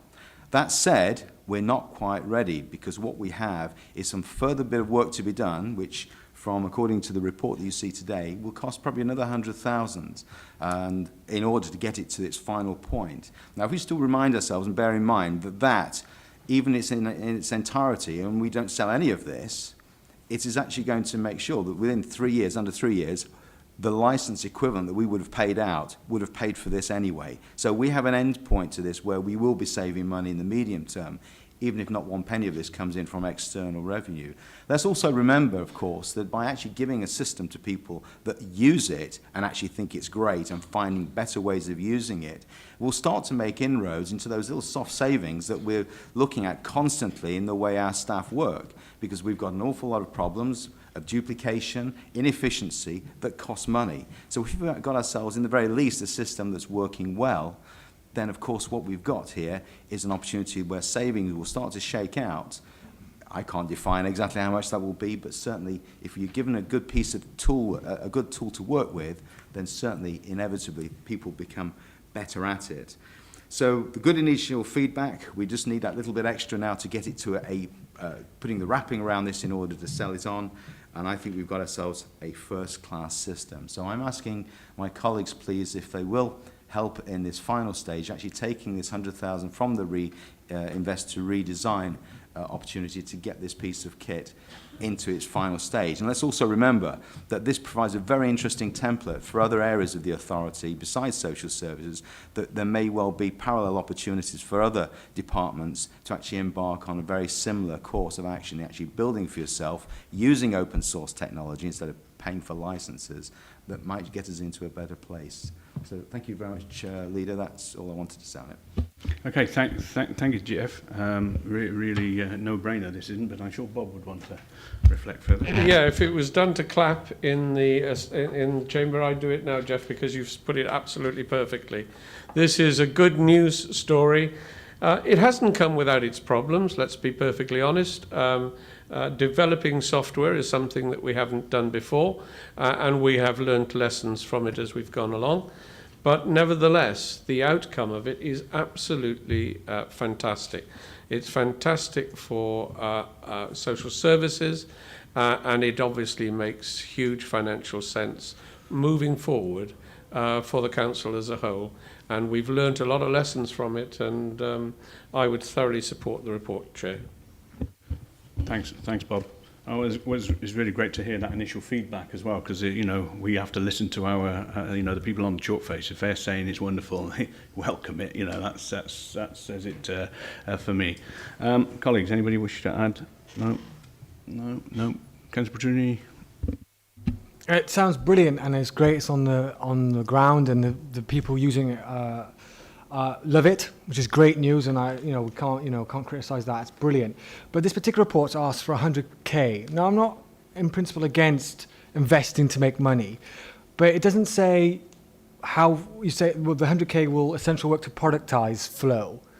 How much do you estimate in making in return? Have we even estimated that? Have we got a business plan? Usually when you try to invest money, you have a business plan about how you would return the costs and so forth. Is that been done but not here, or hasn't that been done at all? Thank you. Jeff? My honest response to you is I'm not sure, because this has been something that's come out, been shaking out quite recently with well, Kelly, if you want to respond, but certainly something recently that we've got ourselves with the money that's been spent so far has achieved what we set out a year ago. Okay, so in that respect, we know we've achieved what we set out with the initial 200,000 investment, because that in itself, after 19 months, negates the license. So on that basis alone, I'm really content that if we've actually got a potential customer of the size of Northgate saying not, "Oh, we're interested in it, we would like to buy it, please." So there is a supply-demand issue here that we are in a position now to actually offer this. So with further investment, I'm pretty sure a business plan that is viable will come out of this. Because even the baseline is if they don't buy it, after 2.7 years, this investment actually is equivalent to the license that we're paying anyway. Thank you. Yeah, thanks, Jeff. Can I bring Sian in, perhaps, to put some meat around that as well? Yes, certainly. I mean, the extra that we've asked for is to make sure that this product is scalable, so that we can actually make sure that it fits in with any other systems that anybody's using, whether health systems, to make sure that we've got the security aspects put in place. But we've also got another phase of Flow called Plant, which is going to be coming on board now. And this scalable product that we've currently got, Flow, is being built upon, which will further generate potential income streams when we can actually sell this on to the likes of Northgate, who are showing a significant interest in this. So even though we are making our money back on the license fee costs that we currently pay to Northgate, we will also potentially make more money on the income coming in from sales of the product. We haven't pinned that down to a figure yet, but it's likely to well exceed the actual costs that have been involved so far. Just being cynical, there is no business plan then? Because someone's saying to me, "Oh, great, we are going to make money, don't we? We're going to make money, and we're going to offset it with license." That's great, but it's 100,000. If we're not going to make money, it's 100,000 we could have saved, isn't it, and used somewhere else. But the 100,000 is about making money. That's what this report seems to say. So is there a business plan? And obviously there doesn't seem to be. I'll bring Kelly in. Yeah, thanks very much, Leader. The £100,000, if you look at paragraph 3.6, is actually for finishing and completing the system to an acceptable standard. So the system gets us so far at the moment, but if you look at paragraph 3.6, there's a greater emphasis there on in terms of aligning the system with some of the things that we need to do in the future. So, for example, continuing the drive towards independent living, user-centred services, enabling people to take advantage of local services. So things like scheduling visits, doing some of the POVA stuff, financial and budgetary management tools, they will all be part of this next phase, which constitutes the £100,000. Councillor Petruni is absolutely right. There is no business plan to sell this product as yet because we haven't finished it. But the next phase, which on practical completion, is to get into that commercialisation planning, I suppose, as opposed to business planning, because Councillor Burrows is right, the revenue returns are important in terms of the comparison with the licence fees that we would otherwise pay out. But for me, it is about the potential to sell this and to commercialise it in the future. And I'll be honest, you know, we're into uncharted territory here. We don't have experience as software vendors. We don't know the right way to do this, but we will learn because this is our intellectual property and we're not going to give it away. So we've got to think about, do we sell it? Do we franchise it? Do we license it ourselves? So there's a whole series of permutations to go through before we can even get to that point. And we will not run before we can walk on this. Thank you, Kelly. I think that clarifies things quite a lot there for you, Dimitri, I hope. Councillor Haworth. Yes, Leader, thank you. It does answer a lot of questions there, but my main concern is we're going to finish it off with 100,000, phase 2, let's just say that there. If we do decide to promote the system, who will be in charge of that? Will it be ourselves or in partnership with CMC Squared? If licenses were issued then, or are we going to bring another report to this council if that is the decision that we have to make? Because to issue licenses, we then have commitments and legal sides of it, things cost money as well. It's all the mechanism of bringing that into this paper, into the document today, which then has raised another level, hasn't it, about the CMC Squared. If we do promote it to make some money, would we stand back and let CMC Squared take that forward? Or should we actually remove ourselves from that today and have another report if we're willing to move it forward? It is raising a lot of things, and I just feel it is unfair because if it is a good story, we're going to deliver something for 300k, great, but we've raised it another level, and I think it is causing, not concerns, but a lot more questions. I think that's another constructive input there. Kelly, do you want to just reflect on that? Thank you, Leader. I think they're excellent questions to pose, aren't they? Because they're very relevant and timely. But just to be clear about something, and that's the client-contractor split here. The client, the commissioner, is Monmouthshire County Council. The contractor or the supplier is CMC Squared. The intellectual property and the commercial rights belong to the council.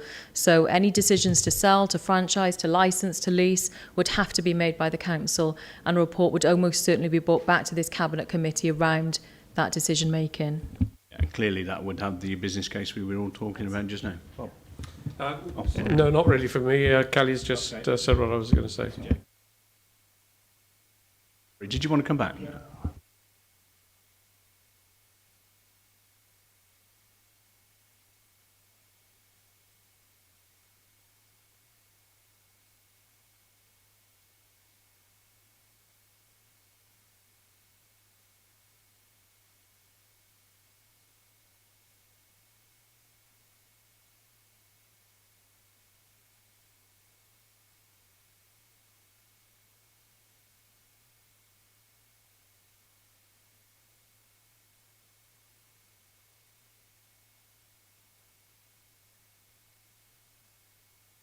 Yeah, thank you, Lydia, and thank you, Simon. As the Cabinet Member for Social Services, I'm very aware of all the issues in terms of cost that the service is causing at the moment with pressures and everything else. What we've got here is a great news story where the service that I'm responsible for is being given a tool to do a great job, even better, and hopefully start to do, start reducing unit costs as far as the resource and the great staff that we've got. If nothing else happens, 2.7 years down the road, with it as it stands, means we start saving money because we don't pay licenses. So I want to embrace the opportunity this brings for the future, but let's take one stage at a time. We've got a great piece of kit that's working, showing huge promise, to the extent that an awful lot of people are showing a lot of interest in what it does because it may work for them. So let's take this a stage at a time. There are all sorts of issues about intellectual rights and the rest of it. For me, I know where I stand on this. I think it's a great opportunity. Already, Mark Drakeford, the Social Services Minister, has seen this system here not once but twice. He's showing interest in it. I'm catching up again because he's taken up my invitation to come to the Raglan project next week or the week after, and it'll be on my agenda to catch up with him again and say to him, look, with all these other opportunities you've got on a national level, and SWIFT may be working in 2019, we happen to have something that you've seen already that's already being rolled out. So over to you, to what you think about it. So I'm not putting to one side the opportunities going forward this may offer, but right now, as of today, I've got staff that are saying, this is great and I can work with this. So even the default position, as far as I'm concerned, is that where we are right now is we've found a way of actually stopping them to pay out for a license. And anything above that now will be a benefit, not only to the staff in ease of working, but also in resources for the authority. Thank you, Chair. Yeah, thanks, Jeff. Kelly, you want to come in? Yeah. Thank you. Just to answer Councillor Howarth's point there, CMC Squared have been paid to do a job. They are the contractor. That is the end for CMC Squared. Any commercial benefit or realisation of future income or profit sits fairly and squarely with Monmouthshire County Council. Now, obviously, CMC Squared is a not-for-profit company, wholly owned by the council, but it can't do this work for costs because it's got overhead, staffing time, developer time, etc. to cover. So there is a very small element of profit, a very small element of profit in this for them. But that's right, because they've done their job, they hand it over, and it's for the council then to develop and package that commercial product. Just to give Councillor Petruni as well some further reassurance, there are other bodies and organisations in Wales who are really interested in showcasing this project. So the new Welsh Government-funded Public Service Innovation Lab, for example, has approached us. They want to showcase it, they want to see how it works, because they feel that we've taken a significant risk on this, but a risk that has paid back. And I think as well, you know, that's just something else that I would like to highlight. This was quite a risky initiative for us, but we felt that the bigger risk was to go with a pack and wait for 3 or 4 years and to take a huge, large-scale procurement that would provide us with a system that probably still wouldn't meet the vast majority of our needs. So I think so far we've done a great job, but don't underestimate, there's still quite a long way to go on this one. Okay, thanks everybody for your contributions. I'm going to move us to the recommendations then, and it's at 2.1 that Cabinet agree the additional funding of £100,000 from the Invest to Redesign Reserve to finalise phase 1 of the development for the social services SWIFT replacement system and its readiness for potential onward sale to the market. All in favour of that recommendation? Great, thank you very much. Oh, sorry, Jeff. Thank you, Chair. It was just on another subject, but being member for social services, there isn't one aspect of the reports today, and I just want to, it may sound like a pedant, but there we go. But I'm going to say it anyway. In January of this year, we ensured at full council that every single report that came, whether it be to Cabinet, to Select, or full council, would actually have in the implications consideration for safeguarding and corporate parenting.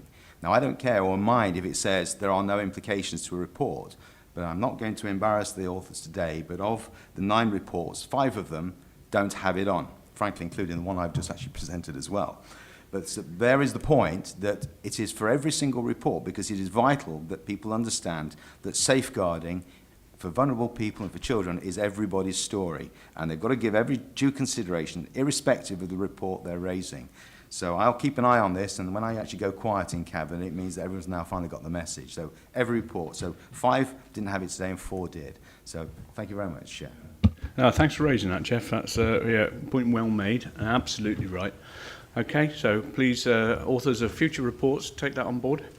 Okay, did we vote? Yes, we did. We voted on that. Right, thank you very much for that. We're going to move on now to item 9, which is the exemption from disclosure. We are going to have to move us into committee. Are we all happy to move into committee?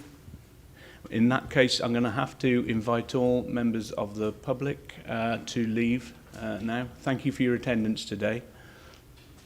And for all those at home, you will be switched off shortly, I'm afraid.